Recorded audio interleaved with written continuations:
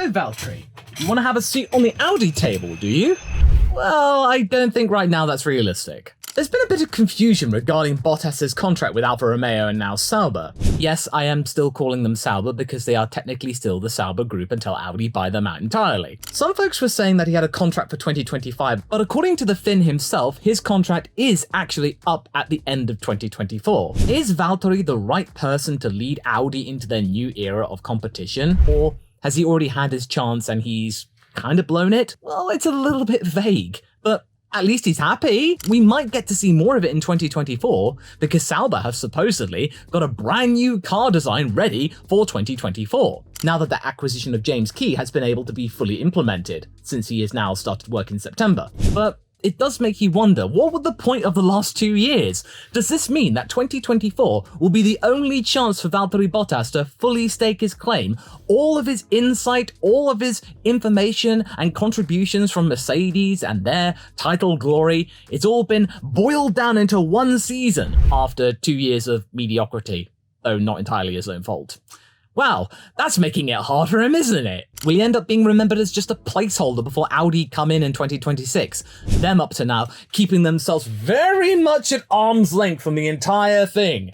Them claiming that they don't want to dilute their brand and impact before they come in 2026. I doubt that, Audi. I bet you are just keeping yourself at arm's length just in case the entire team looks like a joke. They're right at the back, and that means you can say, well, that had nothing to do with us. We had nothing to do with their lack of performance, even though they own a 25% stake in the team, and therefore they did provide investment, and their investment was all for naught. Bit of a shaky situation where you are, Audi, because they don't even have a sponsorship logo on the car. But hey, it's just a theory. I do get the feeling that Valtteri Bottas, it's not entirely his fault, because he is quite frustrated, and understandably so, that all of the hopes and promises of the off-season, where it actually does translate into some good results in the first couple of races, in both 2022 and 2023, they seem to fizzle out and then amount to nothing by the end of the year. As he says, it all faded away and it ended up being a tough ride, and they ended up being ninth in the constructors, only besting Haas, who are dealing with plenty of their own struggles.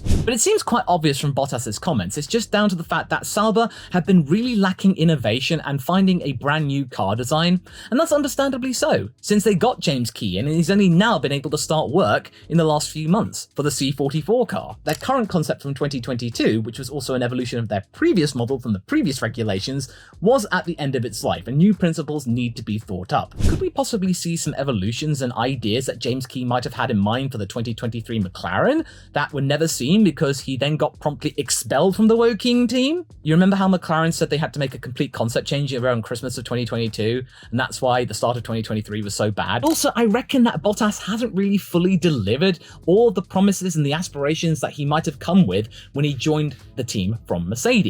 But again, that might not entirely be his fault. Perhaps just Sauber don't have the capacity to fully realize all of the Mercedes stuff, because at that time at Mercedes, they had an unlimited budget, whereas the Hinwil team very much has a limited budget. You might think that gaining the driver who had partnered with Lewis Hamilton during Mercedes' strongest era would have been a bit of a coup, and you might have thought that Bottas, now being able to be the leader without question, would have felt a brand new lease of life. Bottas did say that for the first time in what he felt like forever and in his entire career, he was fully in charge and involved with the development of that car for 2023. He felt that his role had evolved and that he felt truly confident to be a sound contributor on and off track and keep them in P6 or even challenge Alpine and McLaren for 5th. But sadly, that didn't happen. They didn't keep P6 like they did in 2022. They weren't even close. In fact, they were P9. And this fall off in performance, as the race points out, kind of emulates one of the records that Bottas tends to have that he might not want people to really talk about.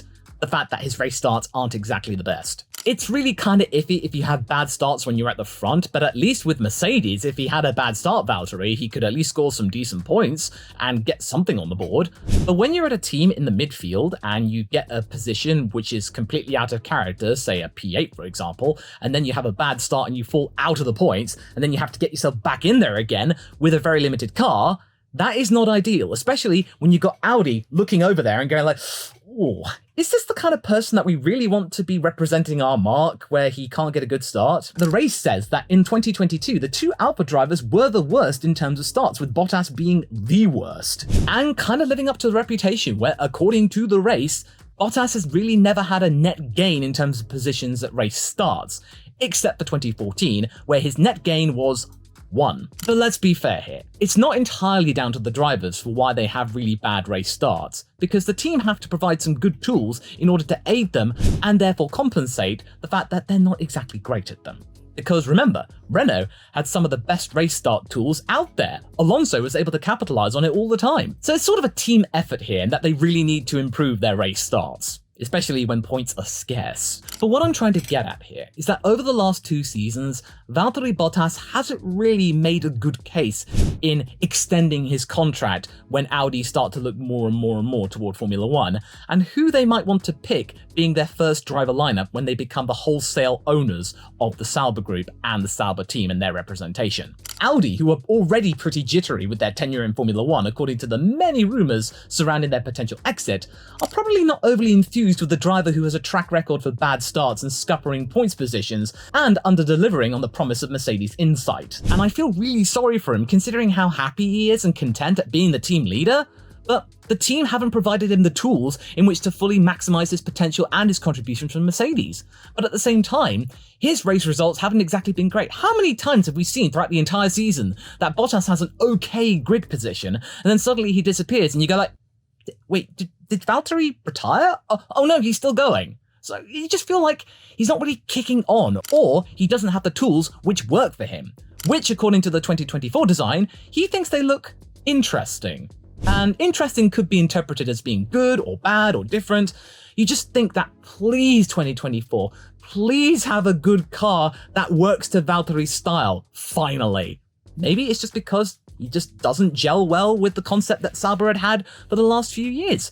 It's so confusing, and it's just so odd that Audi have just been so distant, and they've really not helped all that much except for their 25% stake in investment. You really think that, considering that they have really pinned a lot of hopes on what they hope to get in 2026, that they would have been really strong in contributing and aiding them and providing some insight from their own point of view. But their distance has been really telling, and their silence has been really telling as well. But hey, I could be completely wrong in a few months' time, and the brand new car might work to Bottas entirely, and he might be scoring points all the time. And then I can hold my hands up and say, hey, he's done a good job. It's still a lot to be said here. There's still a lot of grey area, considering that there are 15 drivers up for either renewal, replacement, or retirement from Formula 1 altogether. Bottas might be one of them, he might not be.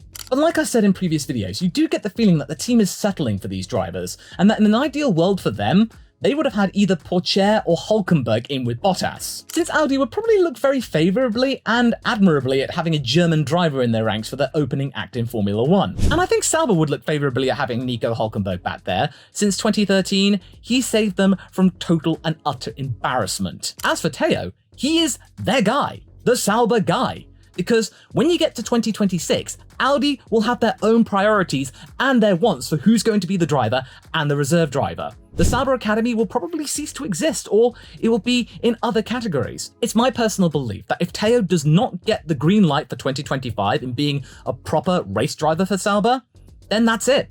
I don't really see a place for him on the grid, because every other junior driver and existing driver will be fighting for a place on the grid. Theo will probably just be pushed out because there'll be brand new champions coming in. And that will just further compound my belief that it's not worth being part of a driver academy anymore, because that just really limits your options and make you less likely for getting onto the grid. You'd be better off of being part of an independent outfit or being part of an organization and academy of a particular driver. So in Theo's case, money and consistency meant that he lost the game. That and Gunther Steiner probably exercising the option to keep Nico for 2024, that probably didn't help either. And I reckon that Bottas is aware that the last 2 seasons haven't helped his case for staying with the Hinwil-based team, as he has made it clear that he is prepared to look elsewhere for employment in the midst of quite possibly the silliest season that ever sillied, since 15 drivers are up for elimination from F1 potentially. But realistically, I think only maybe 2 or 3 drivers might leave Formula 1 altogether. Or maybe none at all. It might be boring like it was in 2023. He also says that Audi are going to make their decision early on in 2024, 2024, and that he will get talking to them probably before the season begins or in the first few races to plead his case for an extension.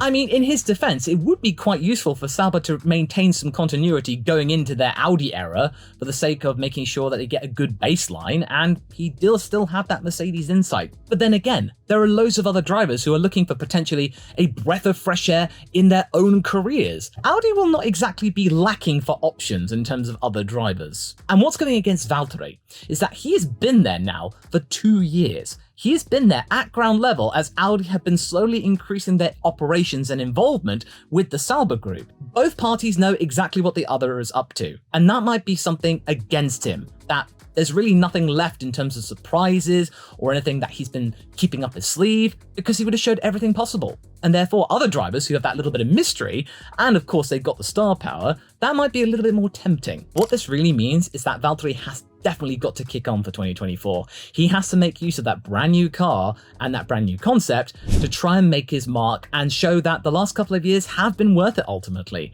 that this has just been a slow burner, that things had to fall into place, investments had to be made, and changes had to be made in terms of operations, and that Andreas Seidel's involvement would yield something now they can properly follow a brand new concept. It would have taken some time. But again, those last 2 seasons, they started off so well, and then they faded away. It's just really not a good case in keeping you, Valtteri. And again, looking to F2. 2024's F2 season looks to be one of the most exciting in many years, especially with the brand new cars. In the wake of Logan Sargent saying the gap between the old F2 cars and F1 was far too big, and something that I echoed in my own video about the situation. Logan was right, but now these brand new rookies will have much more relevant machinery, and I would reckon that the F2 champion next year will definitely get a seat on the grid. So that might be really bad for Teo Porcher and Felipe Drugovich. Oh dear. And going back to those options, there are just so many that have been mooted. There's Carlos Sainz, there's Esteban Ocon. There are countless drivers who may be looking to Audi and going, that looks really good. A big German marque representing their own team, and Audi's history in motorsport being that fantastic? Sign me up. Because heck, even Lando Norris has been connected to them. So many drivers could be with them, or maybe, considering that James Key, who's been on the inside and is now starting to work for their car properly, has been saying that you might have to wait for Audi's final product for 2027 perhaps. So this isn't exactly the best sign of confidence, mate. This might make some of the bigger drivers going like, I'm going to have to wait 3 seasons before I have a car that's potentially good? I think I'll pass and go somewhere else. But that might be a good opportunity for Sergio Perez to stake his claim for that seat alongside, I think, Nico Hülkenberg. If I'm making my predictions for 2025, it will be a complete change, and I reckon it will be Perez and Hülkenberg, because those two drivers will not be afraid of going for a team that is transitioning into something better, and they could be on the ground floor for something good. And also, much like with Valtteri in 2022, Perez will be coming into that team with brand new insights of partnering Max Verstappen and being part of a team who are now Constructors champions and more likely might get that again. They have been at the top of Formula 1 in this current iteration of cars, which may be more relevant than what Bottas had to offer when he was at the top in the previous regulations. This might go against Valtteri, I think, and that's why I think Checo could end up there realistically, alongside Nico. Because of those somewhat pessimistic and also pragmatic comments from the car's designer himself, because things might take time, and there might be some younger drivers who may not be willing to give their time, but those older drivers, they might be able to do that and hopefully get at least 1 season with some good luck and good results, and Hülkenberg will finally get that podium. I understand why Valtteri wants to stay there. He's happy there. He's able to be himself. He's wacky, eccentric, and very confident in his own body self. Now that's good for him. I'm happy for him that he can be himself after years of being the wingman and having to keep a certain image and being sort of in Lewis's shadow. That's all well and good. But unfortunately, the relationship between himself and Alfa Romeo Sauber has not exactly yielded some good results, and it's really not worked in his favour in making a case for him to stay with them for even longer than his original contract.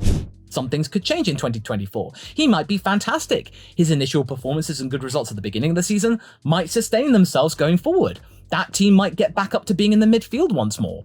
Although you could say that for practically any of the backmarker midfield teams, because they're all looking to kick on for 2024.